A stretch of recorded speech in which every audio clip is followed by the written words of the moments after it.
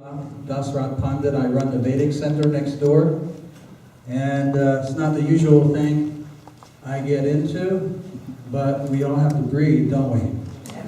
And I've been having trouble lately. I can tell when there's something that's up there that shouldn't be. I start, you can feel something. And my young wife, she's come down the last 6 months with a very serious respiratory problem, almost like asthma. She can't breathe, has to use an inhaler. Can you hear me now? Yeah. Okay, thank you. And her thyroid's not working properly anymore, and she's young. And her, adrenal glands. And we have a very good healer down in Scottsdale, so she's been working with some vibrational water medicine that she makes, and she's got rid of the asthma problem already, but maybe it's connected. We had a lock of her hair sent for chemical analysis by a scientist, and there's a high level of aluminum in her body. That's one of the things they're dropping. So if some people, how many of you know not too much about this topic? Not too much. So by the time you leave here tonight, you'll be a PhD. And some people may say, where's your proof? Contrails. Contrails means the water vaporization coming off a plane. We saw those when we were kids, remember? But these are different.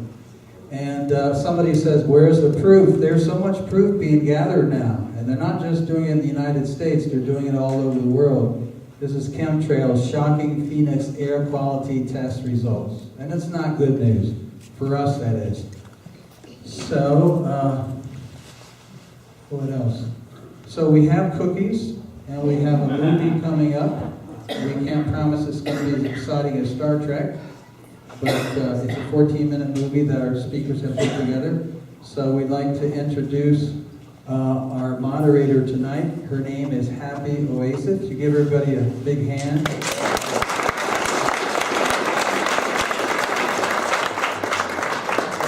Happy Oasis. You can explain what you and Johnny do. Maybe your background, feel free. And also Nico came all the way from Tucson. He's another speaker. We have another man, David, is he here? From Chocolate Tree. Did he show up yet? No. But he wants to share some very exciting proposal of how to solve this problem in about 30 days. What do you think of that? Yeah. Of course, he'll be the next mayor, won't he? No. And if the mayor is here, Mr. Adams, is he here tonight? No. But we'd like to welcome everybody. Everybody's concerned about this. So, Happy, are you ready? I'm going to turn it over to you guys. I was just texting David to see where he might be. Good tidings, celestial terrestrials.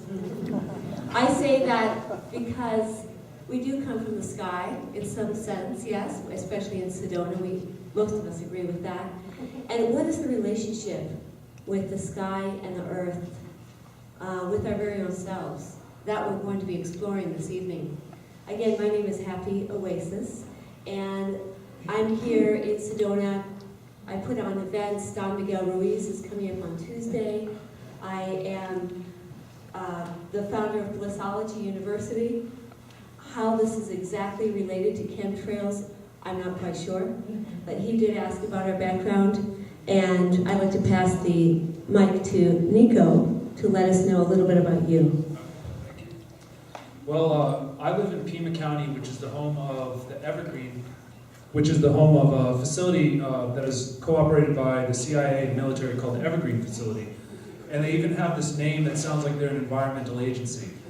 And they're very secretive. No one really knows what's going on or where exactly they got their budget from, but there's a lot of evidence being gathered that it's definitely like a secretive military operation. And they create these chemicals that are delivered to airplanes to spray over the sky.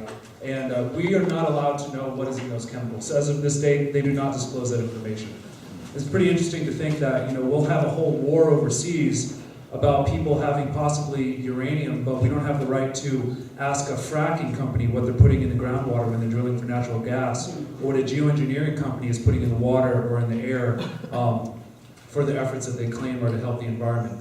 There's a lot of scientific evidence that shows that what they have disclosed to us totally contradicts their claims that it should help the environment. So, my goal is to raise awareness about the legal steps we can take and the social steps we can take to bring our community into a consensus of wanting disclosure on any kind of secret government projects that could harm our health and our planet. So I'm going to discuss some very interesting solutions, and so is our other guest, John, here. Hi everyone, I'm John Light, or Johnny Liberty, and I operate the SedonaSourceCenter.com here, and we just help promote this event. So Desiree called and said, well, you promoted the event, you should be on the panel. I said, well, I don't have any particular expertise in chemtrails, but I will quickly do some briefing, which I did yesterday, and I did watch the film, What in the World Are We Spraying, by Michael Murphy last night, which is a great film. I don't think we're going to get to see that today, but you might want to pick that up for your homework when you go home and see that film and give you a little more briefing on that. So I'm going to be focusing on just solutions from a strategic point of view and keeping the facts straight if we can, because just as well as there's facts, there's hyperbole as well. And we don't want to just be scared about things that we don't really understand. We want to base our decisions and our actions, whether they're personal or political, on facts, fact-based sciences, the research, the proof, things that can be presented then to legislatures, to political people, and to the public at large, so that we can inform them, not scare them, into some type of action. We'll talk more about that in a bit. Great, so I guess I'll get into my main discussion, which is about solutions, but we need some background because I saw a lot of hands go up, people that just don't know what geoengineering is. So I'm going to go ahead and, all right, I'm going to get on this, this projector here and show some diagrams, and show you just some facts on geoengineering that we do know. Geoengineering is the term that the government uses for projects they feel are going to help the environment. It's really interesting. A lot of people here have probably seen Al Gore's movie on global warming. Okay. There's a lot of environmentalist groups. You all know about the Sierra Club, for example. And they tend to deal with issues that are very much in the public scope of understanding, but they don't really get into issues that are not understood, like geoengineering. And it's just very interesting. I know a friend who's his job is an arborist, and he studied fast-growing trees, and he proved without any doubt, you can look at the facts, there's no doubt that every single molecule of man-made CO2 could be completely offset just by planting trees. And there's enough land and resources available to plant trees to turn all the CO2 back into oxygen. You don't have to worry about it. So these attempts of man-made geoengineering are really inferior to what Mother Nature has had all along, which is trees and plant life. Some of the ridiculous things that they've attempted to do is artificial trees. You can see this here. And they're doing a big thing like this in Australia, where they capture the CO2, which is what plants actually need to breathe, and instead of converting it to oxygen, they actually bury it into the ground. So the atmosphere gets depleted of CO2, which, some might argue, oh, well, we need that. Well, what are the plants going to breathe that isn't really worth the cost? Foresting is good. They say here that the flaw is we don't have large land area. Well, there actually is a lot of barren land where forestry can be very effective, especially if you plant the right kind of trees. And I know some people that can talk about that. Unfortunately, they're not available here today. But if anyone's interested in the subject of fast-growing trees, I'd suggest looking into the tree known as the Paulownia tree. It's the world's fastest-growing hardwood. It offsets 5 times more CO2 than any other tree. It's comparable with hemp, and that's another subject altogether, but maybe one day this coalition, will also build forces with people working to legalize industrial hemp. Because this is an environmental issue as well. Space mirrors, this sounds really radical. It reminds me of UFOs, but that's something that a ridiculous amount of money has been invested in. And who knows, maybe some of these so-called UFOs were government attempts at making space mirrors. Who knows, right?